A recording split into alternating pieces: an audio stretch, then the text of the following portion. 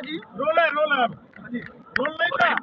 PDM जो पूरे उत्तर प्रदेश की 28 सीटों पे लोकसभा चुनाव लड़ रहा है, उसका उद्देश्य है कि हम पिछड़ा, दलित, मुसलमान और अपने सभी समाज के लोगों के बीच में जाकर के ये बात स्पष्ट रूप से बता सके कि हम सिर्फ वोट बैंक के तौर पर नहीं लिए जा सकते। इस देश की शिक्षा, इस देश के सदन, इस देश की जो दवाई है, कमाई है, पढ़ाई है, वहाँ पर भी हमारी भागीदारी हमारे जाति के अनुपात में होनी चाहिए। इस मुहिम के साथ पीडीएम उत्तर प्रदेश के 28 सीटों पर चुनाव लड़ रहा है।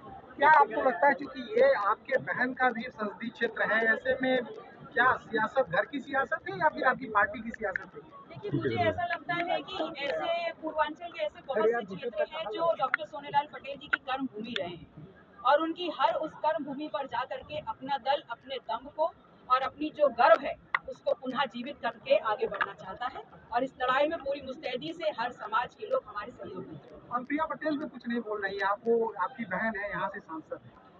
मेरे लिए लोकसभा चुनाव जो है, जहां पर भी हम 28 सीटों पे लड़ रहे हैं, तमाम जो विपक्ष के प्रत्याशी हैं वो एक समान है। मैं अपने प्रत्याशियों की बात करूंगी, अपने मुद्दों की बात। अखिलेश जी तमाम दावे कर रहे हैं, बीजेपी तमाम दावे कर रही है, इस बीच में आपकी पार्टी का क्या रोल होने वाला है? हमारा सिर्फ एक ही दावा है कि हम चाहते हैं कि वो समाज जो यहाँ पर पीड़ित है, पिछड़ा है, दलित है, मुसलमान है, उसकी भागीदारी सुनिश्चित हो, उसकी लड़ाई की आप सांसद अगर आपके पार्टी के होते हैं तो आप किसके साथ जाएंगे? बीजेपी के साथ जाएंगे या इंडिया गठबंधन के साथ जाएंगे? किसके साथ अगर मौका मिलता है सरकार में जाने का? देखिए, भारतीय जनता पार्टी में तो कुव्वत ही नहीं है कि पल्लवी पटेल को खरीदेंगे।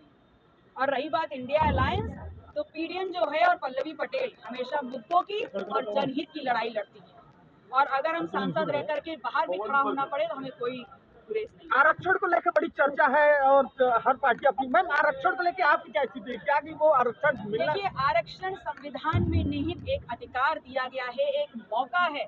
इस देश में जो मुख्य धारा में अलग है समाज, उनको मुख्य धारा में लाने का एक प्रयास है, तो मैं इसको बहुत ही जायज मानती हूँ और मेरा ये मानना है कि 27% जो ओबीसी के लिए है और दलित और पिछड़ों के लिए है, वो जितना भी कोटा है उसको पूर्ण किया जाए, उसमें किसी प्रकार की कोताही ना करें। Thank you ma'am, thank you.